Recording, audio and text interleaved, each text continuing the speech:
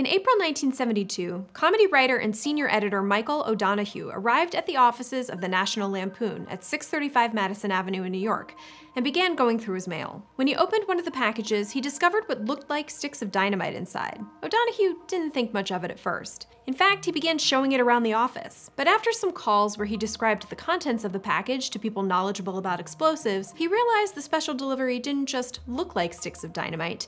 This was actual dynamite. There was a note, too. "Hi, Mike. Have some fun with this dynamite." One bomb squad and a massive evacuation later, the Lampoon offices were safe. Well, as safe as they were ever going to be. It's hard to tell whether the reader who sent the dynamite was a fan or a detractor, given the magazine's mixed public reception and irreverent, sometimes offensive, sensibility. But whether you liked it or not, one thing was for certain. The Lampoon had a huge influence on American comedy. If you found something funny in the past 50 years here in the United States, there's a good chance the Lampoon either inspired it or was responsible for it. The Simpsons, Saturday Night Live, John Hughes, maybe not Dynamite. Bugs Bunny was doing that much earlier. Today's throwback is all about the history of a comedy dynasty. Watch it or we'll hug this dog.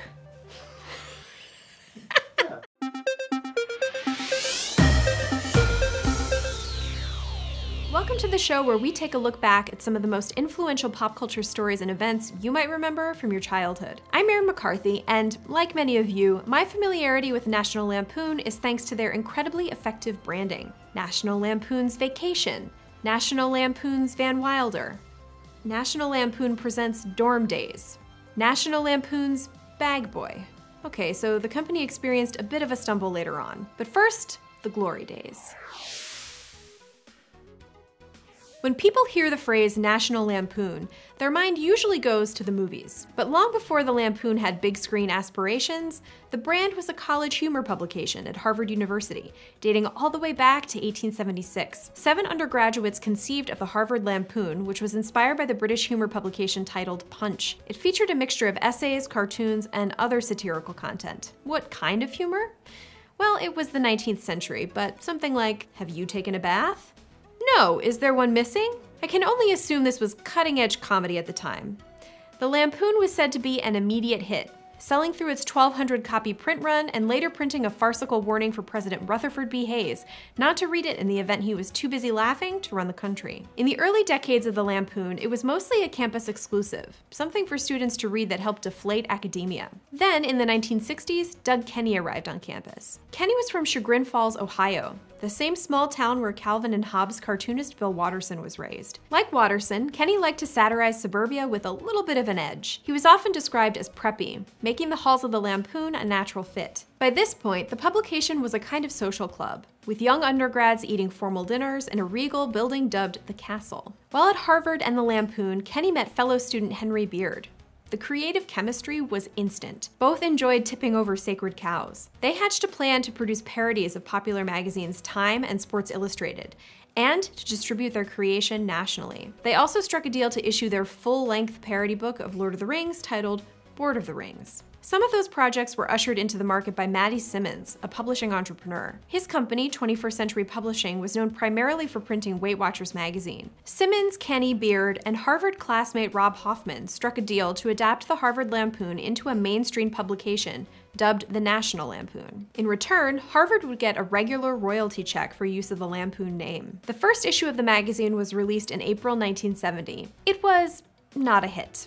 Not right away, anyway. Kenny and Beard struggled to find the right tone for their new venture. Picking up an issue of National Lampoon in these early years, you might find Tarzan of the Cows, where the famous Lord of the Jungle winds up in Wisconsin, or An Interview with Howard Hughes, in which the reclusive billionaire seems surprisingly normal. You might get a lesson in how to talk dirty in Esperanto, the language that was invented in 1877 with the hopes of facilitating international communication. Aside from Mad Magazine, the US hadn't really been a huge market for humor magazines. It was as if the reading public needed a little nudge, and they got it when the Lampoon put Minnie Mouse on the cover of their September 1970 issue. This highly unauthorized appearance featured the normally modest Minnie wearing pasties. Whether people thought that was funny or offensive, they took notice. So did Disney, which filed a multi-million-dollar lawsuit against the National Lampoon. A very contrite Maddie Simmons settled with the House of Mouse and even promised never to directly parody any other Disney icons. But it wasn't the last time the Lampoon's sense of humor would land them in hot water. In 1973, the magazine published what might be one of the most infamous covers of all time. It's a photo of a dog with a gun to its head and a captioned threat: "If you don't buy this magazine, we'll kill this dog." The dog was Mr. Cheeseface, an adorable pup who managed to hold still and look pensive while a prop weapon was held to his furry head. And while it offended many, it wasn't nearly as bad as a faux Volkswagen ad they published that featured the vehicle floating in water, a pretty tasteless reference to Senator Ted Kennedy driving a vehicle into a lake and failing to come to the rescue of his passenger in 1969. The caption? "If Ted Kennedy drove a Volkswagen, he'd be president today." Volkswagen sued on grounds of defamation and copyright infringement and was successful in getting the company to remove the pages from copies of a book collection. They also got an apology from the Lampoon. Mr. Cheeseface and the Volkswagen ad were emblematic of what gave the National Lampoon its edge. The humor was clever but tasteless. Often funny, but sometimes instilling a sense of guilt for laughing at its very unpolitically correct approach. It took time for Kenny and Beard to build up a roster of talented writers who understood the Lampoon's acerbic style. Kenny and Beard wrote much of the first 6 issues. They soon got help from art director Michael Gross, who took the Lampoon from looking very much like an alternative magazine to putting enough polish on it to make it at least look mainstream. But it wouldn't be long before they'd have an entire office full of very creative and slightly unhinged contributors. Following the Minnie Mouse scandal, circulation for the National Lampoon grew. By 1973, it was selling roughly 800,000 copies a month, or about 800,000 copies more than the average magazine sells today. This left the door open for the Lampoon to expand its comedy empire. But the first step wasn't a movie. It was a stage show. Following a comedy album titled Radio Dinner, the Lampoon mounted a stage production called Lemmings at the Village Gate in New York City. The show featured young and unknown comedians like Christopher Guest and Chevy Chase, and a tremendous ball of energy named John Belushi, who debuted his uncanny impression of singer Joe Cocker. The show spoofed the Woodstock Music Festival, Hell's Angels, Bob Dylan, the military, Richard Nixon, and whatever other 70s-era cultural touchstone that needed satirizing. The success of Lemmings led to another project, the National Lampoon Radio Hour, which ran for 13 months beginning in 1973. Segments featured included Chit Chat with Pat, ostensibly a talk show with Nixon's wife, who cautioned teens that fooling around could lead to ritual murder and bad grades. Another piece announced that the end of the world would mean a pause on alternate side parking. A second stage project, the National Lampoon Show, was unveiled in 1975. While it wasn't as well reviewed as Lemmings, it was notable for featuring Second City improv talent, including a young Bill Murray, Gilda Radner, and Harold Ramis, all of whom had been on the Radio Hour. It continued what the Lampoon seemed to be doing best: acting as a graduate school for a new era of comedic talent. If you think the Lampoon story sounds a lot like the beginning of Saturday Night Live, well, it was. SNL, which premiered in 1975, wound up using a number of talents from the Lampoon, not only as performers but as writers, like Michael O'Donoghue. Al Jean, a longtime writer and producer on The Simpsons, once told the New York Times that a lot of the credit that SNL got for changing the comedy landscape was rightfully due to the Lampoon. But while Lorne Michaels has largely stuck with his comedy dynasty for almost 50 years, Doug Kenny was done after 5. That's how long it took before Maddie Simmons offered a contractually obligated buyout to Kenny, Henry Beard, and Robert Hoffman, a deal that had been made way back when the magazine first started. The 3 Harvard classmates had wanted to make sure they were financially rewarded if the magazine was successful, and it worked. They each made millions. That was good for the founders, but it left Maddie Simmons slightly cash-strapped. He figured it was time to explore the final frontier for the Lampoon after print, stage, and radio: movies. One of Doug Kenny's biggest achievements at the Lampoon was a 1974 book titled The National Lampoon 1964 High School Yearbook Parody, a takedown of a fictional 1960s school named Estes Kefauver Memorial High in Dacron, Ohio. Thumb through the yearbook and you'll find high school archetypes, doodles in the margins, and an ongoing mystery of the mad crapper, who keeps leaving deposits throughout the school grounds. Kenny and co-editor PJ O'Rourke, who also worked for the Lampoon, managed to somehow pull together a kind of narrative from all this material. It sold 2 million copies. So when Simmons began toying with the idea of a National Lampoon movie, he thought about adapting the yearbook. There was even an idea for a movie called Laser Orgy Girls, which would chronicle the exploits of a teenage Charles Manson. But pretty soon, college started to sound like a better idea. Harold Ramis was offered the screenwriting job in collaboration with writer Chris Miller and Doug Kenney, who wanted off the magazine but was intrigued by the idea of a film. That was the beginning of National Lampoon's Animal House. The script for Animal House, about an underdog fraternity up against a tyrannical school dean, was hammered out in just 3 months. Originally, Ramis wanted to play the role of Boone, but director John Landis didn't think he had much range as an actor and refused to cast him. That role went to Peter Riegert, but another Lampoon alum was enlisted. John Belushi, who took the role of party animal Bluto. Belushi, who was on Saturday Night Live by this point, spent half the week shooting the movie and the other half in New York at SNL. National Lampoon's Animal House was the big screen dose of irreverent humor the Lampoon and SNL had been delivering in other mediums for years, and moviegoers responded. Released in July 1978, Animal House made over $140 million domestically and brought the National Lampoon brand name more recognition than it had ever had. Naturally, Hollywood wanted a follow-up. And no, that wasn't just 1983's National Lampoon's Vacation. For Doug Kenney, it was 1980's Caddyshack, the golf club comedy that starred Bill Murray and Chevy Chase. Though it didn't bear the National Lampoon mark, it was full of Lampoon humor. Considered a classic today, it was not a good experience for Kenney, who was highly dissatisfied with the end result. He even showed up to a press conference for the movie drunk and insulted media members in attendance. This might have been the first public sign Doug Kenney had some personal issues, but those closest to him knew that he had been struggling with substance abuse and depression. Kenney died while on vacation in Hawaii in 1980. While police ruled it an accidental fall, Kenney's friends believed he had intentionally taken his own life. He was just 33 years old. It's hard to know what would have happened to National Lampoon had Doug Kenney not died. While he was no longer involved in day-to-day operations at the magazine, it still benefited from his oversight. Starting in the 1980s, it seemed like fewer readers appreciated Lampoon the magazine and were more interested in Lampoon as a brand name. National Lampoon's Vacation was released in 1983. It was based on a short story that had appeared in the magazine by John Hughes, a one-time Chicago ad man who had turned to writing comedy. Hughes, of course, went on to define 80s teen angst in films like The Breakfast Club and 16 Candles. Vacation 58 was his look at the dark side of a suburban family outing, written while Hughes was homebound during a blizzard in Chicago. It features one of the more memorable first sentences you'll ever read. If Dad hadn't shot Walt Disney in the leg, it would have been our best vacation ever. By this point, the Lampoon was aware of how sensitive the Walt Disney Company could be. So in the film, the Griswold family is in pursuit of Wally World, a Disney-esque destination that traded the real-life brand's mouse for a moose. Some other changes to the Hughes story were needed.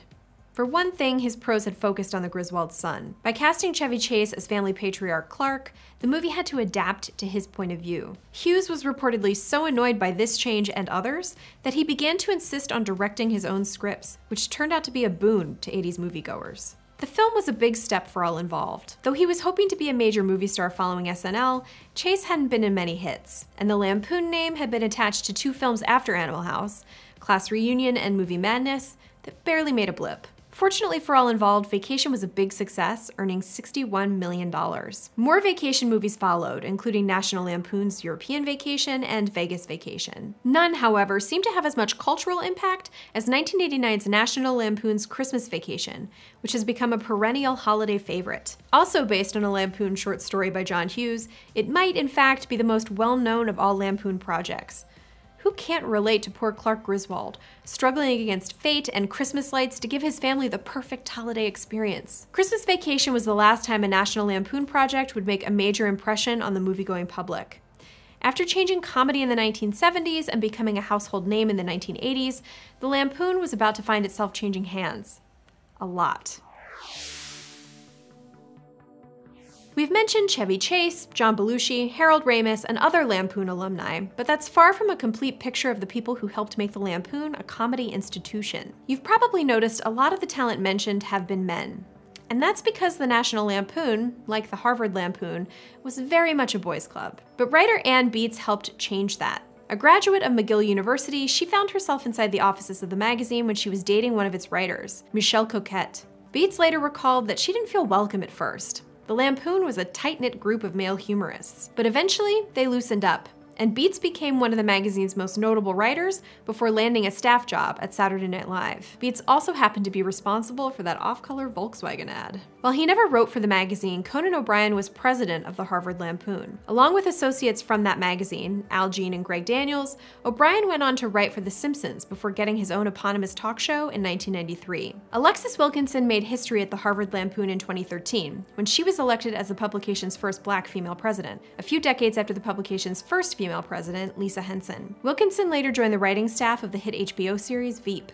Famed fantasy illustrator Frank Frazetta contributed several covers to the National Lampoon. And we can't forget Fred Gwynne, who was a cartoonist and later president of the Harvard Lampoon before making it big as Herman Munster. Those comedy chops also came in handy when he played the incredulous judge in My Cousin Vinny. With so much comedic talent and so many achievements, you might be wondering why National Lampoon isn't talked about much anymore. It's certainly no Saturday Night Live, which has been going for nearly 50 years. It's possible there were simply more opportunities for counterculture humorists in the 1980s and beyond. If you were adept at a cutting joke, you could work for David Letterman, or SNL, or in the movies. Instead of incubating young comic talent, the National Lampoon was losing them to better paying jobs. By 1986, the magazine was being published just 6 times a year, and circulation was down from a high of 1 million to 250,000. While it's true the National Lampoon has lost a lot of its cultural cachet, it's not for lack of trying. After magazine sales declined in the 1980s, the National Lampoon name was put up for sale and purchased by a company named J2 Communications in 1990. Instead of quality control, J2 seemed to focus more on licensing the Lampoon name. For the right price, pretty much any producer could come along and slap the Lampoon logo on their movie. That's how we got less than classics like National Lampoon's Golf Punks and National Lampoon's Senior Trip. Even National Lampoon's Van Wilder, which wound up becoming a cult favorite, didn't have much to do with the original Lampoon brand. But the name still held value. When the studio screen tested the movie with audiences, it got higher scores with Lampoon in the title. J2 later renamed the company National Lampoon Inc. and tried to rebuild the franchise. There was a game show attempt, National Lampoon's Funny Money, college campus events, and an increasing presence on the burgeoning World Wide Web, but not much stuck. Most of the movies, with the exception of Van Wilder, were forgettable direct-to-DVD projects. The company eventually took to using the term National Lampoon Presents to distance themselves from mediocrity. And there were some interesting choices. 2011's National Lampoon's Dirty Movie starred Law & Order SVU's Chris Maloney, who also co-directed. 0 reviews on Rotten Tomatoes. Make of that what you will. For the most part, the Lampoon had become a past tense comic dynasty. The magazine hasn't even published an issue since 1998. In 2017, Palmstar Media purchased it for a reported $12 million. It remains to be seen whether the brand can once again resonate with audiences. While it's true that Mad Magazine had long been satirizing pop culture, National Lampoon was a kind of graduate-level humor magazine. It was very smart about being silly, a trait that's common in a lot of comedy from the past 50-odd years. So if you didn't know the names Doug Kenny, Henry Beard, or Mr. Cheeseface and their radical impact on modern comedy, now you do. Feel free to take yourself off double secret probation. I'm Erin McCarthy. Thanks for watching.